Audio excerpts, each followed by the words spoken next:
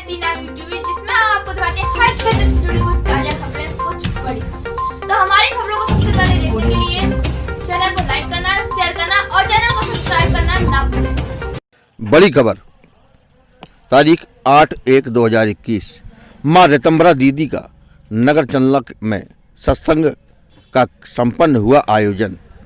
चंदला नगर अध्यक्षा अनित्या सिंह जी के निज निवास पर आज देश की जानी मानी साध्वी माँ रितंबरा दीदी जी का सत्संग कार्यक्रम संपन्न हुआ, जिसमें साध्वी माँ रितंबरा जी के साथ सभी साध्वी व सत्संगी महात्मा साथ रहे।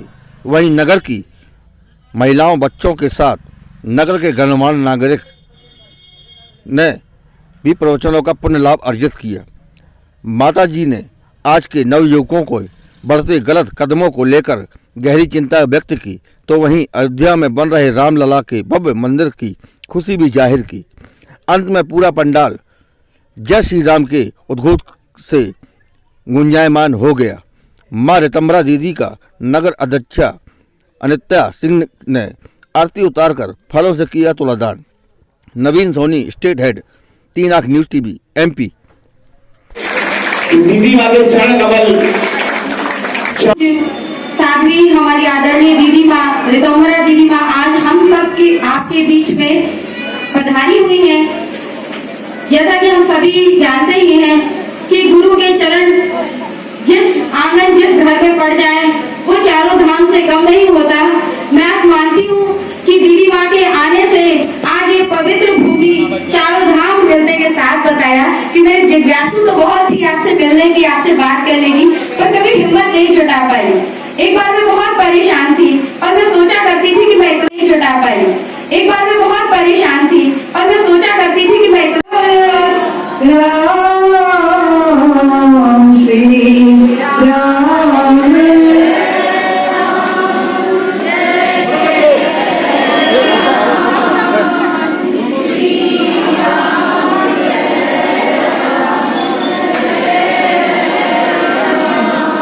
श्री राम जय राम जय जय राम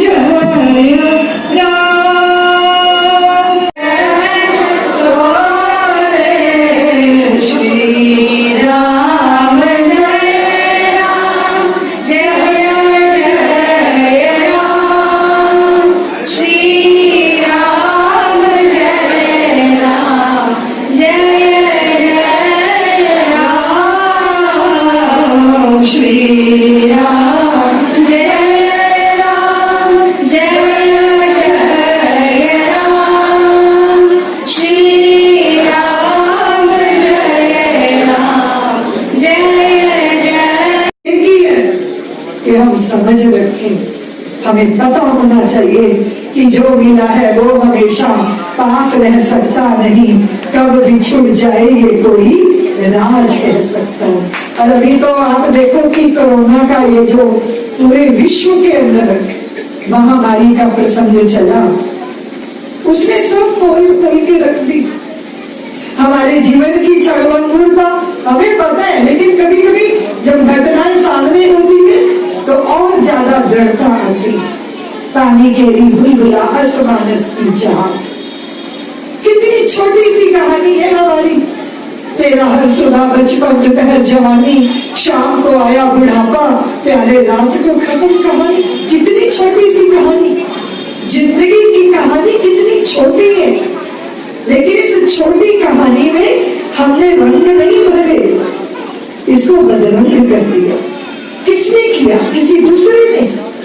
हमेशा लोग कहते हैं कि मैं फलाने के कारण दुखी हूँ, फलाने ने मेरा अपमान कर दिया और फलाने ने ये कर दिया वो कर दिया। हमेशा हमें हमारे दुखों का कारण कहीं और समझ में आता है, लेकिन मुझे लगता है हमारे दुखों का कारण हमारी ही बेवकूफियां होती हैं, जरूरत से ज्यादा हमारी अपेक्षाएं होती हैं। ये समझ आ जाए तो पगों में नृत्य उतर आए, ये समझ आ जाए तो जिंदगी गुनगुनाने लग जाए, ये समझ आ जाए। बहुत बार हमें लगता है हमारे पास देने को कुछ नहीं है, होता तो हम बांटते हैं।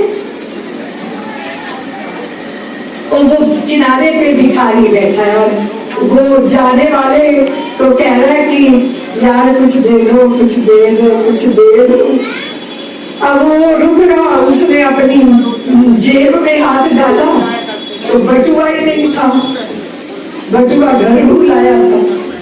तो वो भिखारी के पास बैठ गया, उसका हाथ पकड़ लिया, उसके पीठ पे हाथ रखा और फिर बोला कि यार क्या करूं, आज तो बटुआ घर भूल आया, कल लाऊंगा, जरूर तुझे कुछ दूंगा। तो भिखारी वो कमाल का दे दिया, वो ऐसा दे दिया जिसे मैं जिंदगी को नहीं भूल सकती। मेरे मन में एक भाव आया था बहुत वर्षों पहले, आपको सुनाती हूँ। प्रेम प्यार के हीरे मोती, किसके हीरे मोती बोलो ना, प्रेम प्यार के हीरे मोती दोनों हाथ लुटाओ, जिसका पकड़ो हाथ साथियों उसका साथ निभाओ। कौन यहाँ 2 बार मरा है, कौन अमर है बोलो, सच्चाई के लिए मौत से हंस के टकरा जाओ। सूरज का रथ देख रहा है साथी राह तुम्हारी, इस धरती पर नई रोशनी नया सवेरा लाओ। इतना सा है सार ज्ञान का, गांठ बांध लो इसको, बात नहीं बनती बातों से, करके कुछ दिखलाओ। प्रेम प्यार के हीरे मोती हमारे पुरखों ने त्याग किया, बलिदान दिए, तब जाकर ये समय आया है कि हम राम लला का भव्य मंदिर बनाने जा रहे हैं। उसके लिए हमारे पुरखों का बलिदान। अभी मैं परसों इस आदमियों को बता रही थी कि 1 जनवरी को नया देश में नया साल पूरी दुनिया में मनाते हैं, कैलेंडर का नया साल। हमारी संतानों को नहीं पता हम भारतीयों का नया साल कब होता है। चैत्र में नया साल होता है हमारा, ये कैलेंडर का नया साल। आधी रात को नगरों में देश के बच्चे शराब की बोतलें फोड़ते हैं, सारी रात जो है होटलों में नंगा नाच होता है ड्रग ले लेकर।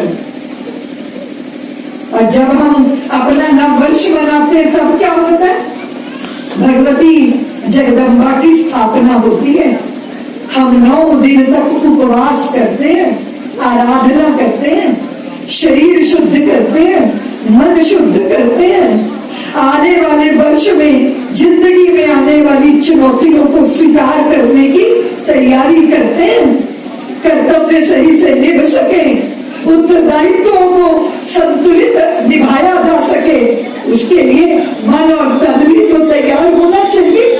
ये फर्क है हमारी संस्कृति में और पश्चिम के कल्चर में, ये फर्क है। क्या हमारी संतानों को नहीं पता होना चाहिए? बताओ ना। हमारी संतानें पीपल के वृक्ष के नीचे दिया जलाने के लिए संकोच करती है, लेकिन प्लास्टिक के पेड़ लाके सजाने में, बताओ ना मुझे, बोलो ना बच्चों। पीपल की सानिध्य में जब तक रहोगे रात दिन उससे ऑक्सीजन निकलती है।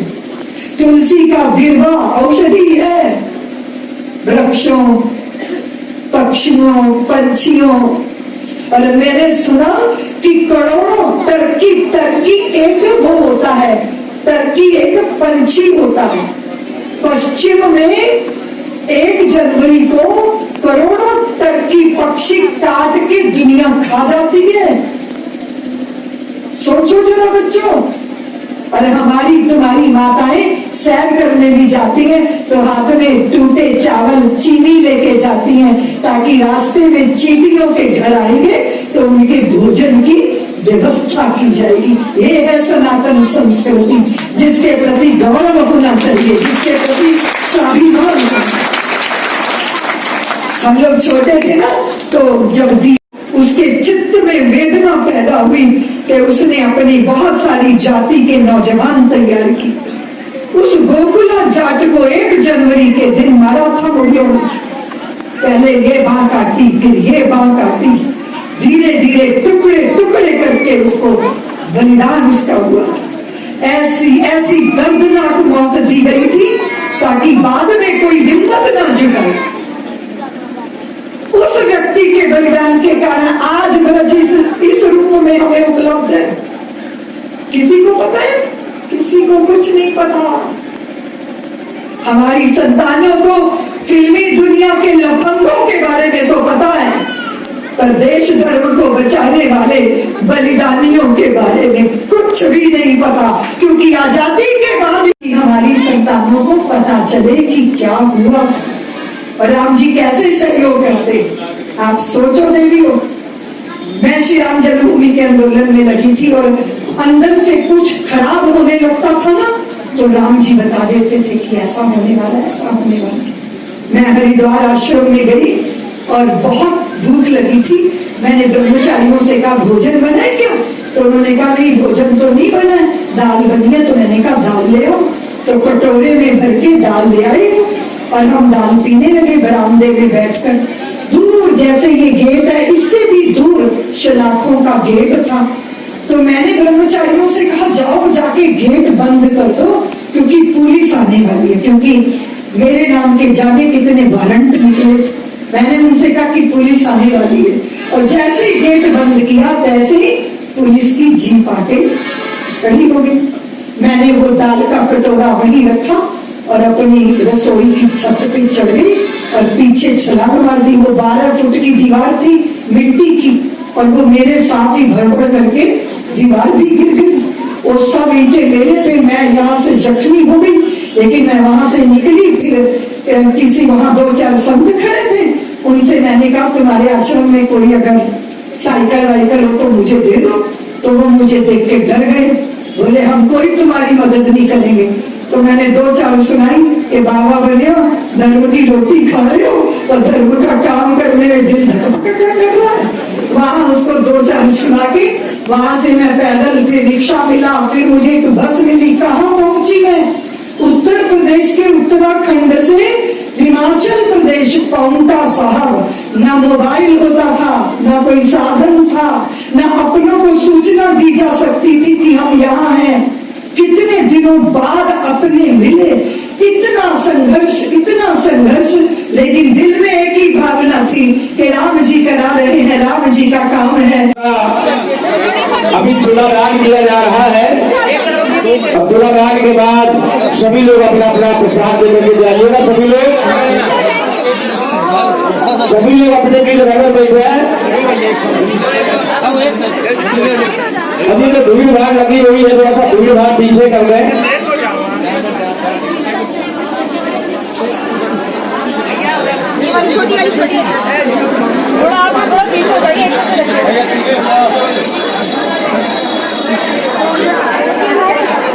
मैडम आज क्या प्रोग्राम था और किस प्रकार का प्रोग्राम था और उससे आपको क्या शिक्षा मिली?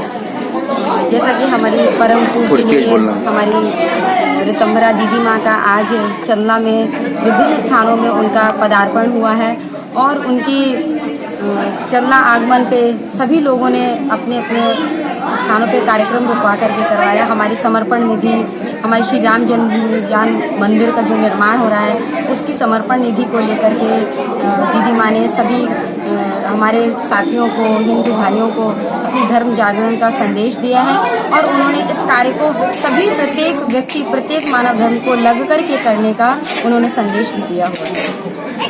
और इसे जो आपने जो है प्रवचन करवाए हैं माता साध्वी दीदी जी से, तो किस प्रेरणा को में इससे आपको क्या प्रेरणा मिली है और आगे आप आम नागरिकों से क्या अपील करना चाहेंगे इस विषय को लेकर? उन्होंने आज की हमारी पीढ़ी को लेकर के चिंतन करते हुए हम सभी के बीच में अनेकों उदाहरण प्रस्तुत किए हैं। हमारी मातृशक्तियों का उत्साहवर्धन किया है। उन्होंने मातृशक्तियों को प्रथम माता को उनकी पाठशाला, उनकी गुरु के तौर पे सभी अपने बच्चों को धर्म प्रेमी बनाने की बात कही है, और नई पीढ़ी को अपने माता पिता के प्रति सम्मान और उनके सेवा भाव के लिए उत्प्रेरित किया है। अच्छा, जैसे माता जी ने ये बताया कि आज की जो युवा पीढ़ी है वो कहीं ना कहीं जो है दारू के नशे में या अन्य नशों में जो है समाहित होती जा रही है, तो आम लोगों को या नवयुवकों को आपकी ओर से कोई संदेश? जैसा कि दीदी माँ ने इसका पूर्ण विवरण करके बताया है कि आज हमारे माता पिता को आवश्यकता है कि वो बच्चों को इन चल चरित्रों से दूर करके और हमारे इतिहास के बारे में, हमारे वेद पुराणों, हमारी रामायण गीता के तरफ उनको उससे अवगत करवाएं, अपने धर्म से प्रेम करवाएं और हमारे जो वीर जिन्होंने अपने यहाँ इस मातृभूमि की रक्षा में बलिदान किया है, ऐसे बलिदानियों के किस्से कहानियाँ सुना करके उनको प्रेरित करें। अच्छा, मैडम ये भी देखा आप आज की जो आपने सत्संग करवाया, ये कहीं ना कहीं राजनीतिक नजरिया तो नहीं है कि आगे आगामी जो नगर परिषद की जो चुनाव आ रहे हैं तो उसको देख के आप क्या कहना चाहेंगी? जैसा कि आपने पूरा मंच में उद्बोधन से लेकर के ऐसा कहीं कोई एक भी आपको शब्द तक राजनीतिक यहाँ सुनने को नहीं मिले होंगे, जिससे कि ऐसा लगा होगा। फिर भी आगामी जो चुनाव है तो उसमें आपकी क्या रुझान है? देखिए, ये कार्यक्रम और चुनाव दोनों अलग अलग चीजें हैं और आज चुनाव को लेकर के भी कोई भी तारीखें निश्चित नहीं हुई हैं और आगामी चुनाव कब होता है ये तो तारीख घोषणा होने के बाद ही तय होगा। अच्छा, तभी आप जो है क्लियर बता सकेंगे कि आगे क्या चुनाव लड़ा जाए या न लड़ा जाए। चलिए, ठीक।